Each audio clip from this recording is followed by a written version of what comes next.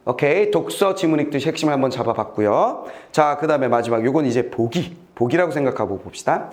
고려소가 시경에 푼 공통점이 있지만 고려소교는 자 고려소교 밑에 나와 있는 게 고려소교고 나와 다가 고려소교이기 때문에 이게 나온 거예요. 고려소교는 품과 구별되는 특성을 지니기도 한다. 자 여기 뭐야? 구별되는 특성. 여기서 이제 중요한 얘기. 구별되는 특징. 데칼코마니 또 나오는 거지. 구별되는 특징이 있다. 고려소교는 민간의 사랑 노래, 그건 공통점인데 궁중악으로 정제되어 편입되는 과정에서 그것도 공통점이고 변화를 겪기도 했다. 변화가 있다. 즉 작품의 특정 부분에 긴밀하게 유기적 관계를 맺을 수 있는 형식적 장치들을 마련하여 한 작품이 구성될 때 작품 전체의 통일성을 부여하는 기능을 더했다. 자, 기억이라고 되어 있으면서 이 기억의 특징은 뭐냐면 유기적인 관계를, 유기적 장치, 유기성을 만들어낼 수 있는 형식적 장치를 가지고 있더라. 그 장치를 가지고 무엇을 만들어냈냐면 작품의 통일성을 만들어냈다고 그랬어요. 자, 정상적으로 공부한 학생이라면 수능장에 가서 이 문장을 봤을 때 이게 뭘 말하는지 그냥 떠올라야 돼요. 오케이. 왜냐면 문학 작품을 하면서 고전을 하면서 요거는 많이 내가 얘기하게 될 거고 수없이 많은 선생님들이 얘기할 거니까 유기적으로 연결시키는 특정한 장치 때문에 통일성을 만들어낸다. 일단 뭐인지 아나? 확인해 볼까? 이거 뭐 얘기하는 거야? 그렇지. 후렴구예요. 자, 후렴구가 왜 유기적이냐면 매번 같은 부분에 똑같이 들어있으니까 따로 떨어져 있어도 얘는 이 작품의 일부분 아닐까라고 연결시켜버릴 수 있게 만들잖아. 무슨 말 얘기했지? 따로 떼놓고 저쪽에 놔도 우리가 모자이크를 이렇게 모으듯이 무슨 말 얘기했어? 이거 뭐냐? 이거 끼우는 거야 이거. 그림 쪼개가지고 다시 끼우는 거. 퍼즐을 맞추듯이 뭐 말겠어? 이거 아니야? 왜? 공통점이 있으니까 통일성이 있게 된 거지 또. 이해돼버렸지? 자, 그래서 이거 후렴구구나. 바로 알아야 돼요. 그리고 궁중 연양을 고려한 것으로 보이는 특정 부분이 덧붙여지기도 했다. 뜨등. 자, 뭐야? 두 번째, 이건 두 번째. 이게 첫 번째고 두 번째는 특정 부분이 덧붙은 부분이 있어. 고려가요의 특징을 공부했었다면 요것도 알 수도 있어요. 내가 요 고려가요 얘기하면서 요걸 뭐라고 얘기하는? 서비스 멘트다 라고 얘기하는 부분이야. 서비스 멘트다 라고 얘기하는 거. 특정 부분이 덧붙은 거. 예컨대 얘 들어줘요. 애틋한 그림의 정서를 보이는 작품에 송축의 내용을 더하거나 덧붙은 것 중에 대표적인 게 뭐야? 송축. 실제 이게 출제됐을 때 애들이 뭐 때문에 제일 골머리를 썩었냐면 이 송축이란 단어 때문에 골머리를 썩었어요. 이게 뭔지 모르는 거야. 여기서 요거만 생각해. 요거. 축하해요. 요거. 무슨 말이겠어? 내가 뭐 기업을 세웠어.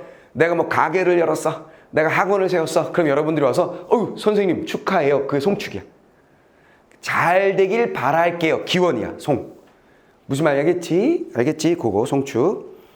잘 나오는 단어다. 송축은 고전 작품을 설명할 때 자주 등장하는 얘기니까 반드시 알아두시고 이별의 상황과 동떨어진 시어를 붙이기도 한다. 됐어요? 무슨 말 알겠어? 이별 내용인데 동떨어진 내용 덧붙었으니까 본문의 내용과 상관없이 갑자기 송축이 나오거나 본문의 내용과 상관없이 갑자기 동떨어진 내용들이 나온다는 거예요. 그게 고려가의 특징이야. 그게 후렴구로 나오기도 하고 오케이? 그게 고려가의 특징이다. 동동과 가실은 이런 변화를 비교적 잘 보여준다 그랬어요. 자, 그래서 여기다가 니은 해놨고 여기다가 동떨어진 내용에서 디귿 해놨어요. 그러니까 고려가요 이게 중국 것하고 좀 다른 구별되는 특징이기 때문에 요거 가지고 묻겠다라는 얘기네요. 됐지? 정리됐지? 자, 그래서 전반부에 내가 뭐 했냐면 가도 독서 지문에 해당하는 거니까 독서 지문 어떻게 읽는지 연습해보자 하는 거였어요. 오케이? 연결 고리를 잘 보는 거 한번 연습했고요. 그 다음에 마지막 부분, 요 부분에서는 내가 뭐 했냐면 요거는 나다를 읽는 보기에 해당하는 부분 같다. 그치? 고려가요의 특징을 정리했어요. 됐습니까? 이해됐죠? 자꾸 이거 가지고 이제 문제풀이 슬슬 들어가 보도록 합시다. 자, 일단 첫 번째 문제는 풀 수 있죠? 자, 첫 번째 문제. 가를 이해한 내용, 요 부분 가지고 이해한 거. 고려소교는 조선시대까지 궁중 연양에 사용되었다. 자, 어떤 포인트 얘기한 거예요? 요거. 조선시대까지 사용되었다. 됐어. 심지어 조선까지도. 이렇게 돼 있으니까 주의사항. 시경의 풍은 조선의 궁중악에 영향을 주기도 했다. 그랬어요. 이거 포인트 뭐예요? 조선에서도 그치? 선정하는 데 영향을 주었다. 요 포인트죠. 두 번째 단락 거 써먹었네요.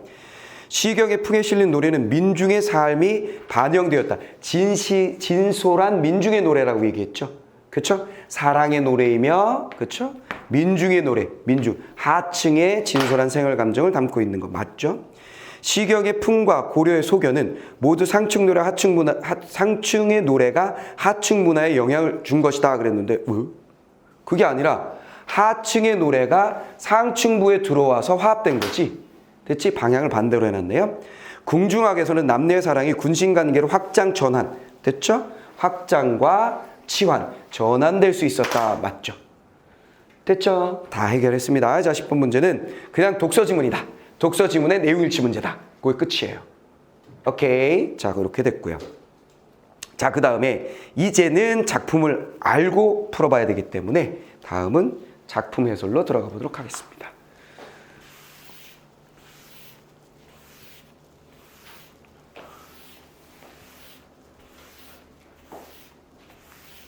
어렵지 않지?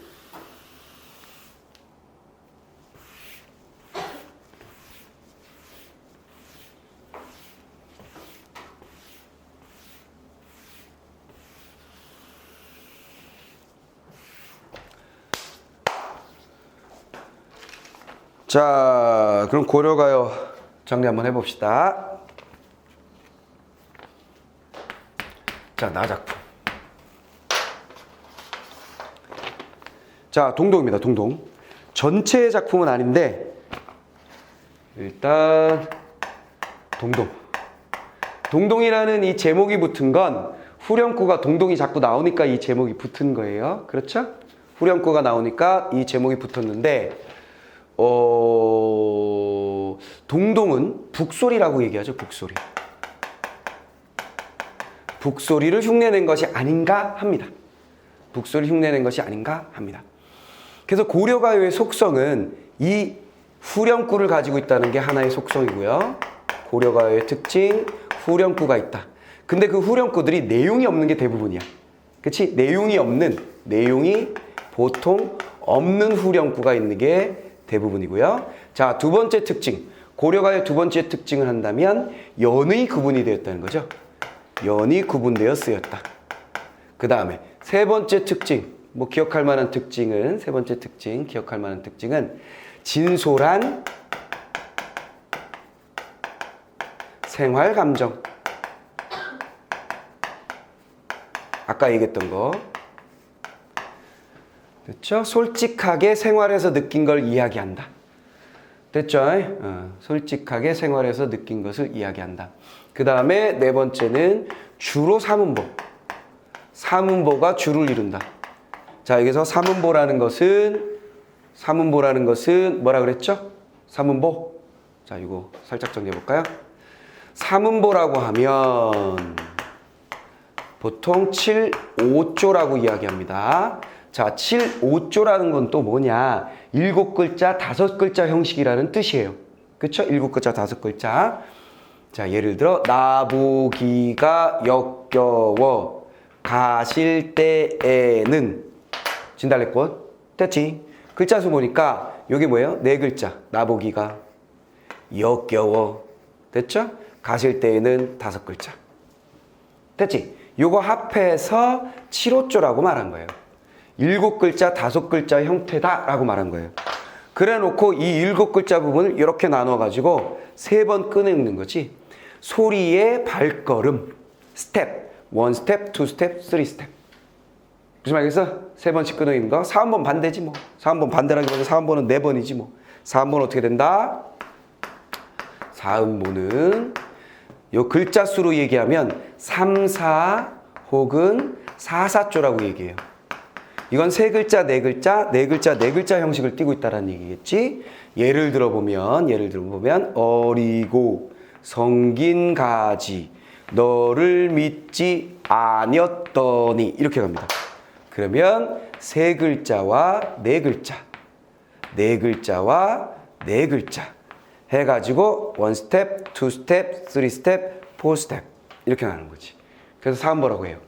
자, 여기서 주의사항은 얘는 어쨌거나 상류층, 보통 시조나 가사에 많이 나와요. 시조 가사를 시험 문제에 내고서 사음보, 음보율을 가지고 있다, 음악성을 띠고 있다, 운율을 가지고 있다 라고 말하면 그냥 맞는 거예요. 다 그냥 무조건 100% 이렇게 돼 있으니까. 오케이. 그 다음에 얘는 어디냐? 지금 우리가 하고 있는 고려가요. 고려가요에 흔히 나오고 민요에 나오고 민요시인이라고 하는 김소월의 작품에 이런 거 나오죠. 그렇지? 근데 주의할 것은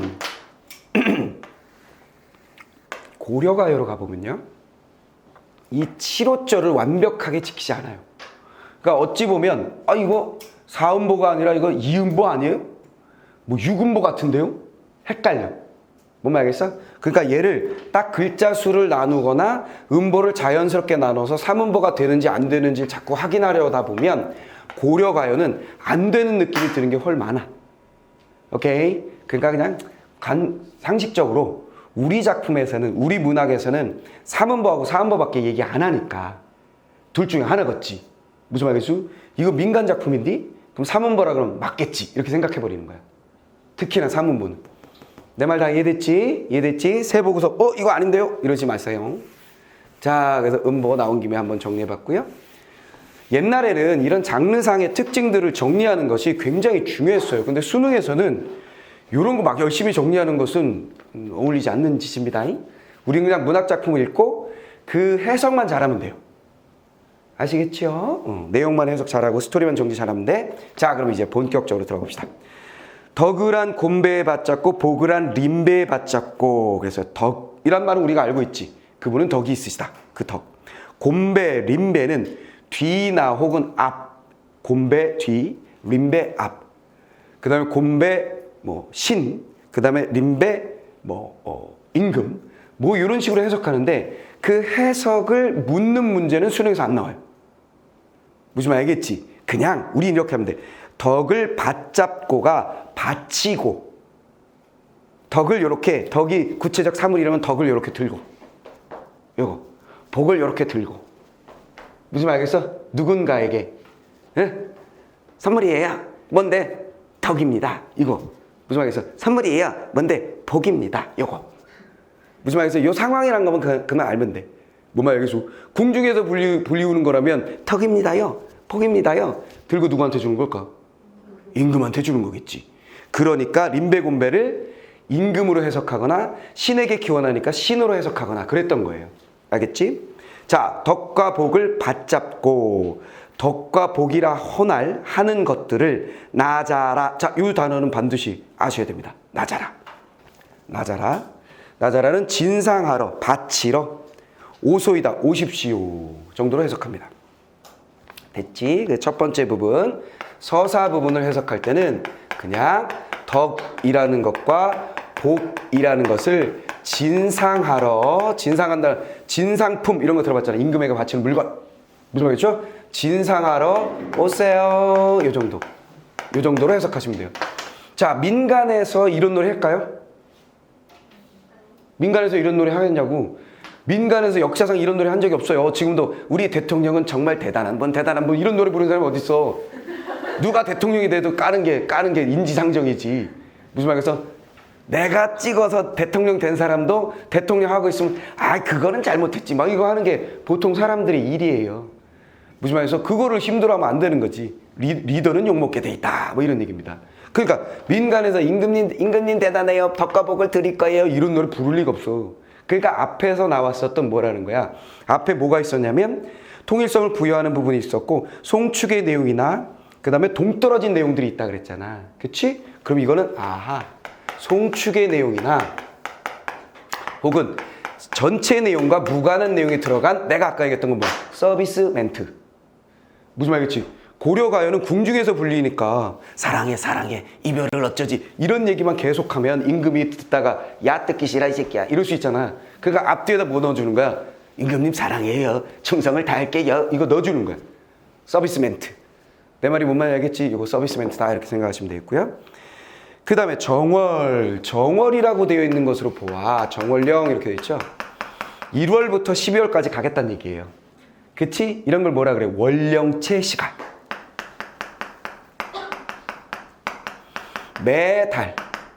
매달에 걸쳐서 부르고 있는 노래, 이걸 월령체 시간이라고 그러지. 그치? 우리 민요에 있는 거야. 달아 밝은 달아 막 이러면서 해요. 1월에 뜨는 저 달은 막 이렇게 부르는 노래 있어. 들어본 적 있니? 한 명은 끄덕이는데 저것이 들어본 적 있어? 진짜? 오, 대단한데? 할아버지 할머니랑 같이 살고 있니? 아니야. 내가 어렸을 때는 굉장히 많이 들었어. 명절 때 되면 민요 가수 나와서 한복 이렇게 입고 살랑살랑 하면서 장월에 뜨는 저 달은 막 이렇게 노래 불렀었거든. 무슨 말이었어? 그러면 어렸을 때 딱 느끼기가 와 이제 1월이다. 언제 저 노래가 끝나지? 막 이렇게 생각했었거든. 듣기 지겹다 막 그랬단 말이야. 뭔 말이겠어? 얘는 정월부터 뚜두두두 나간단 말이야. 자, 요거랑 비슷한 게 원령체를 가지고 있는 게 얘 동동이 그렇고 농가 원령가 들어봤지? 요게 뭔지 알겠지? 달의 노래야, 달의 노래. 농가 원령가. 무슨 말이겠어? 자, 그런 거. 그냥 상식적인 얘기고. 정월 날인물은, 자, 날인물은 날이는 물, 냇물. 됐지? 정월의 냇물은 아으 어저 녹조하는데, 자, 이제 문학적 설명이 시작되는 거야. 정월에 흘러내리는 물은 얼려 하기도 하고 녹으려 하기도 하는데 얼었다 녹았다 한다. 됐지? 그 다음 두 번째 부분. 누리 가운데 누리라는 말은 알아야 되지 당연히. 지금도 우리가 쓰잖아. 온누리 세상. 됐죠? 세상 가운데 나곤 태어나니겠지. 태어난 몸 하울로 혼자 멸셔. 자, 세상 가운데 태어난 몸이라 그랬는데 이 몸은 당연히 뭐예요? 화자라고 봐야 되겠죠. 그렇죠? 혼자 홀로. 그 다음에 여기 중요한 단어 나왔다. 멸셔. 여기서 제일 중요한 단어야. 기본적인 뭐야? 녀다. 얘는 뭐라 그랬지? 살아가다 혹은 가다. 에 해당한다 그랬지. 됐지? 혼자 살아가는구나. 그렇다면 이 작품은 결국 뭐야? 물은 얼려 녹으려 하는데 내 몸은 혼자 살아간다 이렇게 돼 있단 말이야. 대칭 구조야. 대꾸를 딱 이루고 있어. 됐어? 대꾸를 딱 이루고 있는데 지금 이 대꾸가 어떻게 이루어진 거냐면 자연과 인간의 대꾸지. 시경에 봤던 작품하고 되게 비슷하지. 됐어? 근데 얘를 대조라고 해석을 한다? 왜 대조예요? 왜 대조냐면 이거 주의해야 돼. 물이 얼려 녹으려 한다는 얘기는 이런 거야. 겨울이면 얼었다가 봄이면 녹는데 완전히 녹기 전에 어떻게 할까? 얼었다 녹았다 하겠지. 즉 봄이 오고 있는 중이란 뜻이야. 봄이 오고 있는 중이란 뜻이라고. 즉 나아지고 있음. 즉 얼어있는 상태를 부정적인 상태로 보고 녹아있는 상태를 긍정적인 상태로 보면 얜 긍정적인 상태가 오고 있는 중인 거야. 즉 날씨가 따뜻해지고 있어요. 이 뜻이었어. 근데 나는 어때? 추워? 따뜻해? 추운 것 같지? 혼자 있으니까. 그래서 대조라고 한 거야. 그냥 막바로 얘가 대조라 그러면 이게 왜 대조인데요? 물이 얼고 녹는 거하고 나 혼자 있는 건 뭔 상관이에요? 이런 생각을 가질 수 있다는 거야. 무슨 뜻이었냐면 날씨는 지금 따뜻해져 가고 있는데 나는 혼자 있군요. 그래서 대조가 된 거야. 이해됐지? 그래서 자연현상과 인간사가 대조를 이루는 작품이라는 말을 그래서 한 거야. 이해됐지? 그렇게 정리하시면 되겠고요. 자, 그 다음 2월령을 한번 봅시다. 자, 2월령을 봅시다. 2월 똑같이 대립구조. 자, 이 두 개 행으로 돼 있어. 2월 보름에 아으 노피연 등불 다오라. 얘는 대립이 아니네. 2월 보름 날짜를 얘기했고 아으 감탄사 나오고 높이 이건 현대어랑 똑같죠? 높게. 그렇죠? 높게. 이건 켜다. 높이 켜놓은 등불 다오라. 자, 그러면 앞부분에 뭐 있어? 등불이 나오고 높이 켜놓은 등불과 다오라라는 얘기는 등불 같다 이런 얘기지. 무엇이 등불 같은 거야? 내 님이. 됐죠? 등불 같다. 그 다음에 두 번째 행은 만인 비추실 사람. 수없이 많은 사람을 비출 만한 지지셨다. 만인을 비출 즉. 자, 이거 중요한 단어 나왔다. 요거 중요하지? 이거 뭐야? 모습. 요 단어도 다른 데 쓰이니까 내가 중요하다고 하는 단어는 왜 중요하다고 하냐면 이 작품에서 보고 끝나는 게 아니라 다른 작품에서 만날 가능성이 높음. 오케이? 그러니까 얘는 그냥 고전시어 중에 암기. 그 뜻이야. 그치? 즉. 이건 알아두세요. 자, 그러면 여긴 뭐가 들어있는 거야? 님이 등불 같은 모습으로 만 사람들을 비추어 줄 만한 양반이에요. 이게 뭐야? 님에 대한 예찬의 태도가 드러난 작품이군. 이렇게 정리하면 끝. 님에 대한 예찬. 자, 됐죠? 자연현상과 대조되는 자신의 처지에 슬픔을 드러낸 작품. 됐지? 님을 등불에 비유하여 뭐한다? 예찬한 작품 끝. 됐지? 자, 그 다음에 몇 월이야? 몇 월 나왔어? 3월 나왔어. 3월로 가봅시다. 3월 나며 3월을 지나면서 개한 핀 열렸으니까 꽃이 열리는 건 핀 거. 핀 아으 만춘 봄에 늦은 봄에 다랫꽃이여 진달래꽃이여 이런 얘기인데 이걸 진달래꽃이라고 해석하든 말든 아무 상관이 없어요. 우리 무슨 꽃인지 몰라도 아무 상관없습니다. 됐죠? 3월의 꽃이여 3월에 핀 꽃 요거 나온 거고 전반부에 남의 부를 짖을 지련하셨다. 에이, 또 나왔네. 즉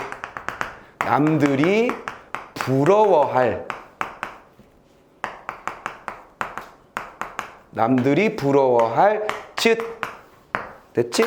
중요한 단어 모습이시다. 끝.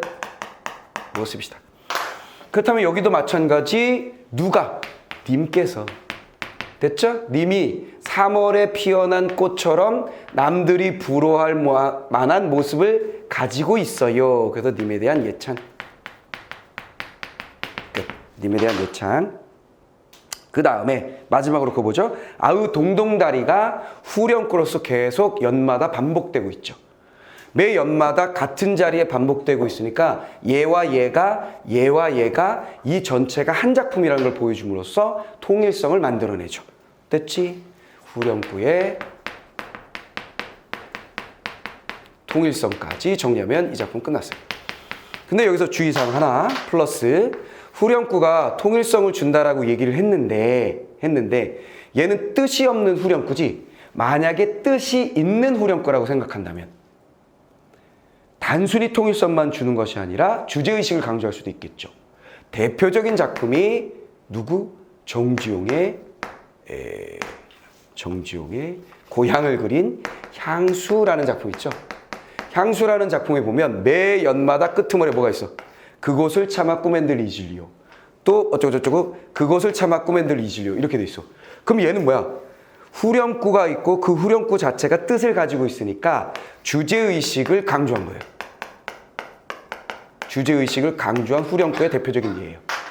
무슨 말인지 알겠지? 동동다리는 뭐 뜻이 없잖아. 그러니까 뭘 강조할 게 없잖아. 그치? 그러니까 이거는 뭐야? 흥겹게 궁중에서 안에는 막 슬픈 내용도 있고 기쁜 내용도 막 있는데 그냥 흥을 돋구는 동다리 막 하고 있는 거고. 무슨 말이겠어? 이해됐지? 자, 그렇게 생각하시면 되겠습니다. 자, 이렇게 해서 우리가 나 작품을 다 보았고요. 나 작품을 다 봤습니다. 얘는 뭐 쉬운 작품이니까. 자, 그 다음에 다 작품 딱 정리하고 문제 바로 풀어버릴게요. 금방 정리할 수 있어요.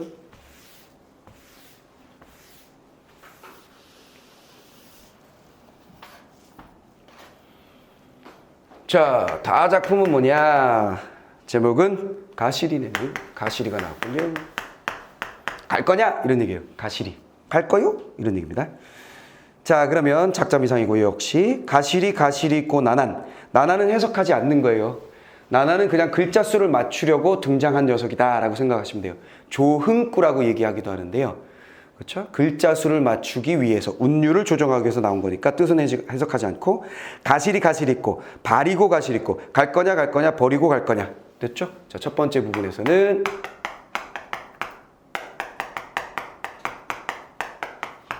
나를 버리고 요 정도 해석하면 되겠죠? 갈 거야? 날 버리고? 이런 얘기지.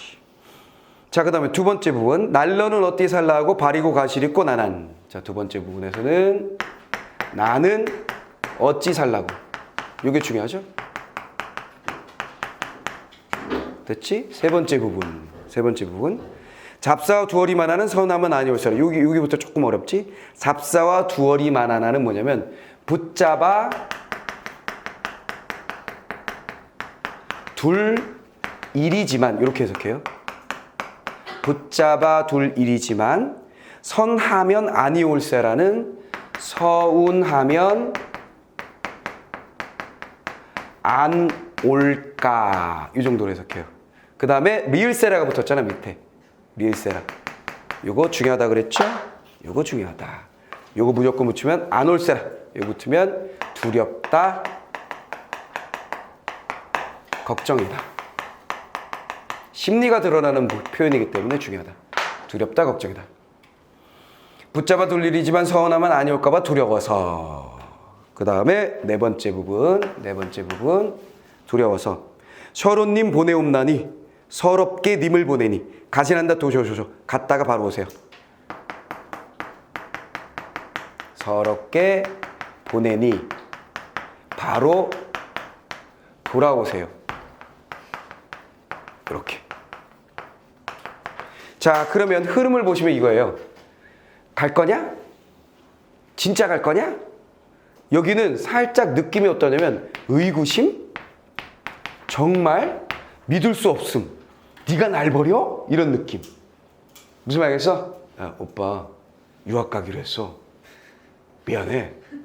갑자기 정해진 거라. 옛날부터 마음이 있긴 했지만 이렇게 내게 기회가 올 줄 몰랐어. 이거요. 그럼 정말? 오빠 진짜야? 진짜 가려고? 이거야. 무슨 말이겠지? 그 다음에 어때? 진짜야.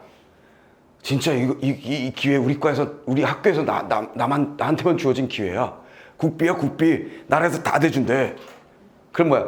다음에 이거 진짜 안 가면 이 새끼 이거잖아. 다음 뭐야? 나 어떡하려고? 무슨 말이겠지? 나는 어떻게 살라고? 그래서 원망이 빵 터지는 거지. 무슨 말이겠지? 나는 어떻게 살라고? 근데 여기서 현명한 여인의 모습이 드러나기 시작합니다. 현명한 모습이. 요게 일반적인 스토리면 날 죽이고 가라. 날 데리고 가라. 뭐 이런 거. 내가 중요해. 유학이 중요해. 공부가 중요해. 내가 중요해. 막 이거잖아. 무슨 말이겠어? 고민에 빠뜨리는. 그 스토리로 가지 않는 거야. 이 여인네는. 다음 어디로 가는 거야? 정말? 난 어떻게 살라고? 하다가 생각하는 거지. 가만히 있어봐. 유학이란 완전히 떠난 건 아니고 언젠간 돌아올 것인데 뭐 이거 생각하는 거지. 근데 내가 여기서 진상 부리면 얘가 갔다가 돌아오는 길에 걔 너무 힘들었어. 너무 집착이 심해. 다시는 만나고 싶지 않아. 그래서 나한테 연락도 안 하고 말이야. 그럼 어떡하지? 이런 생각이 든 거야. 그래서 뭐라고 하는 거지? 붙잡아 둘 일이지만 떠난다는 거 붙잡는 건 너무 당연하지만 서운하면 내게 돌아오지 않을까 봐. 무슨 말이겠어? 서럽지만 보내니 바로 돌아오세요. 현명한 여인네의 모습이죠. 무슨 말이겠어? 이건 굉장히 내가 현대적인 해석으로 한번 현대적인 상황으로 내가 해석을 해본 건데 옛날에는 그냥 이런 걸 뭐라 그랬냐면 원망을 하다가 여기선 이제 보내니까 서럽게 보낸다 그랬잖아. 그치? 그러니까 순종적인 여인의 모습? 순종적인 여인의 모습. 순종적인 여인의 모습이며 이런 여인의 모습은 진달래꽃과 연결된다 막 이렇게 얘기했어요. 무슨 말이겠어? 순종적이면 소극적이다 막 이런 얘기 했거든. 근데 내가 이제 대학에 남아있으면 논문을 썼을 텐데 대학에 남을 형편이 못 돼가지고 못 썼는데요. 내가 보기엔 아니다. 순종적인 게 아니라 굉장히 현명한 여인들의 모습이다. 무슨 말이겠어? 진달래꽃은 아주 무서운 여인의 모습이다. 나 이렇게 생각해요. 무슨 말이겠어? 지금 떠나는 것도 아니야. 지금 떠나는 것도 아닌데 떠날 것을 가정해. 나보기가 역겨워 터 나올 것 같아서 떠나신다면 말없이 고해 보내줄게. 언젠간 나 싫어질 수 있어. 그럼 간다 그러면 나 쿨하게 보내줄게. 이거잖아. 그럼 갑자기 얘가 왜 이러지? 뭘 봤나? 내가 다른 과 애들하고 내가 밥 먹는 걸 얘가 보고 지금 나한테 이러나? 등줄기가 그냥 땀이 막 흐르고 있단 말이야. 가슴이 서늘해. 뭔 말겠어? 근데 뒤는 더 끔찍하죠. 나 볼 때 뭐 토 나올 것 같아? 짜증나? 질렸어? 그럼 떠나. 보내줄게 쿨하게. 대신 내가 진달래꽃을 이만큼 따가지고 네 앞에다 뿌릴 거야. 밟고 가. 하나하나 다 밟고 가. 이 새끼. 그거 안 밟았네? 밟아. 왜 아주 사뿐히 지려 쫙 이렇게 밟고 가. 무슨 말 알겠어? 그러면 오씨 못 가겠는데? 조심해야겠는데? 이런 생각이 들 수 있다는 거죠. 그러면 내가 이렇게 해석한 건 뭐냐면 야 이건 말이다. 진짜 연애 감정을 잘 표현한 거다. 무슨 말이겠어? 그냥 유교적인 사상에 딱 바탕을 두고 당신이 떠나신다면 보낼게요. 이게 아니라 무슨 말이겠어? 난 어찌 살라고 해놓고 그렇지만 당신이 큰일을 하셔야 되니까 보낼게요가 아니라 진짜 솔직한 마음이 담겨 있는 거 아니냐라는 생각이 든다는 거예요. 그러니까 단순히 그 시대적인 입장에서 소극적이다 순정적이다 이따위 말하지 말고 얼마나 진솔한 여인의 감정을 옛날에도 표현하고 있었나를 우리가 읽어내야 되지 않나라는 생각이 나는 든다는 거야. 그냥 내가 그렇다는 얘기야. 뭐 시험엔 그렇게 안 나올 수도 있지. 시대가 많이 바뀌었으니까. 오케이? 근데 약간 이런 말들을 합니다. 이런 말을 합니다. 그럼 우리는 이런 말이 다 필요 없어. 이런 게 다 필요 없어. 이런 말들 다 필요 없고 여기를 그대로 읽어낼 수 있으면 돼. 갈 거예요? 진짜 갈 거예요? 날 버리고 갈 거예요? 나 어떻게 살라고 가는 거예요? 붙잡을 일이지만 서운하지만 내가 보낼게요. 근데 바로 돌아주시길 바래요. 이 스토리를 여러분들이 읽어낼 수 있는 것만 딱 준비하면 끝. 내 말 다 이해됐지?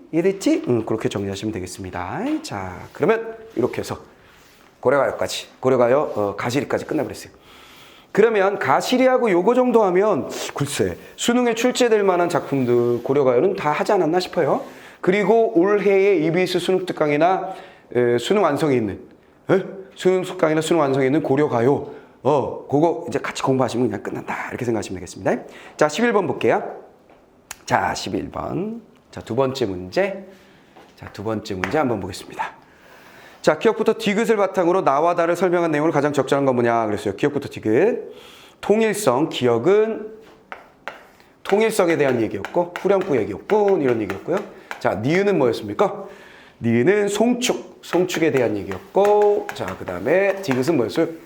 디귿은 이별의 상황과 동떨어진 그렇죠? 동떨어진 내용. 자, 이렇게 되어 있습니다. 자, 나의 아의 동동다리는 기억의 예로 볼 수 있어 그랬어요. 통일성을 주는 것에 예로 볼 수 있어 그랬어요. 아이고야. 다시 보니까 없다구나. 자, 아의 동동다리는 기억의 예로 볼 수 없어. 맞다. 이 문제에 틀려서 질문하는 아이들의 공통점. 있다 없다를 헷갈려. 지금 내가 한 것처럼 무슨 말이겠어? 있다 없다를 헷갈려가지고 야, 없어요? 야 없다잖아 자식. 오? 이러고 가요. 이 문제 내가 가장 많이 질문받았던 건 내가 그러고 있네. 자, 기억의 예로 볼 수 없다. 그렇죠? 기억의 예로 볼 수 있는 거죠. 자, 1번 후렴구니까 통일성을 주는 예다. 자, 서사에서 아의 동동다리를 제외한 나머지 부분, 뭘 바친다고 하는 부분은 기억의 예로 볼 수 있으나 통일성을 부여하는 부분인가요? 반복돼서 나와야 되는데 틀려버렸죠? 2번 바로 시작부터 틀려버렸어요. 됐죠? 그 다음에 디귿의 예로는 어때요? 디귿의 예. 이별의 상황과 그건 가능하죠. 디귿의 동떨어진 내용이면 틀림없는데 그것도 없다 그랬으니까 또 틀렸고 서사에서 아의 동동다리를 제외한 나머지 부분은 니은의 예로 볼 수 있다. 송축의 내용으로 볼 수 있다. 오케이. 됐지? 아까 얘기했었죠? 이거 뭔가를 진상하러 오는 거니까 임금에게 복과 덕을 진상한다. 그 기억 못해도 요 세 단어만 딱 알면 요 부분은 언제나 나와도 풀 수 있다 그랬어. 그치? 신이든 이게 앞인지 뒤인지 앞인지 신인지 임금인지 개뿔 몰라도 상관없어. 복과 덕을 진상하다. 요 단어만 알면 무슨 문제든 그냥 풀 수 있는 거예요. 맞고. 위증직과 대평성대. 자, 요거는 대평성대는 사실 살짝 의미가 있죠. 그렇지. 대평성대는 태평성대지. 근데 어때? 완전 동떨어졌지. 갈 거예요? 진짜 갈 거예요? 태평성대. 뭐야? 뭔 소리야 얘가? 어색하잖아. 무슨 말 알겠지? 응. 자, 그 다음에 니은의 예로 볼 수 있으나, 니은의 송축의 예로 볼 수 있으나 디귿의 예로는 볼 수 없다 그랬는데 아니죠. 송축의 예로 볼 수 있고요. 디귿 동떨어짐의 예로도 봐야 합니다. 틀렸죠? 자, 일련의 위중주가 대평성대를 제외한 나머지 부분 니은의 예로 볼 수 있다 그랬는데 니은은 뭐냐면 송축의 내용 아니지. 이별의 상황에서 슬퍼하는 얘기인데 왜 송축이야? 뭔 말인지 알겠지? 자, 그래서 요 문제를 틀리는 아이들의 공통점 첫째, 송축이란 말을 몰랐다. 두 번째, 있다 없다를 자꾸 헷갈렸다. 무슨 말이겠지? 그거만 주의하시면 이 문제는 어렵지 않게 풀 수 있었던 문제다. 자, 세 번째 문제 볼게요. 자, 가를 참고해서 A와 A 바로 저기 풍에 실린 관저편 첫 번째 작품. 풍에 실린 관저편 첫 번째 작품. 자, 가를 참고해서 A에는 자연과 인간 간의 조화로움이 이 본문에 그냥 A 뒷부분에 있었죠. 조화라는 말이 그냥 있었기 때문에 맞는 말이고 나의 정월령에는 남녀 간의 사랑으로 인한 외로움이 드러난다 그랬어요. 자, 나의 정월령에는 남녀 간의 사랑으로 인한 외로움. 맞죠? 그렇지? 자, 남녀 간의 사랑의 외로움이란 건 나 혼자 있다라고 얘기했죠. 됐지? 근데 여러분들이 이런 이야기를 할 수도 있어요. 내가 그런 질문을 받았던 적이 있는 것 같은데 정월령에 세상 가운데 나 혼자 살아가는구나 라는 말이 왜 꼭 남녀라고만 생각해야 하나요? 라고 묻는 거야, 아이들이. 내 말 무슨 말인지 이해했지?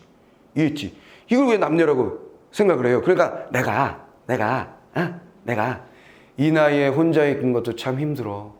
나 혼자 산다? 이렇게 얘기했을 때 이렇게 선생님이 여성의 짝을 원해서 저 말을 하는구나라고 니들이 느낄까 안 느낄까?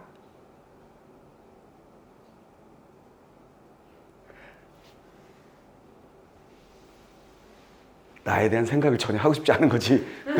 자, 내가 이 나이에 나 오피스텔 혼자 살아. 그럼 보통 무슨 생각해? 대부분. 저 선생님은 부모님이 안 계시나 이 생각하니? 안 하잖아. 내 나이에 나 오피스텔 혼자 살아 이렇게 얘기하면 저 선생님 부모님한테 버림받았고 선생님 고아예요? 이렇게 묻지 않는다고.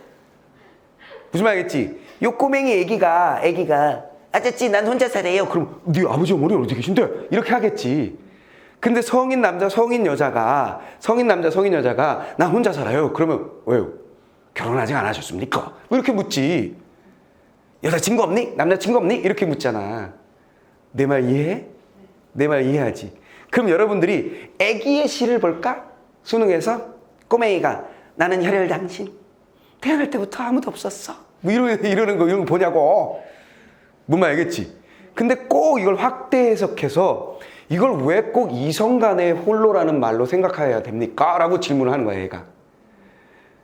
무슨 말 알겠지? 그럼 나는 무슨 얘기하겠어? 방금 한 것처럼 야, 문학작품에 등장하는 건 보통 성인의 작품일 텐데 혼자라고 하면 짝을 얘기하지. 아버지 어머니 없다.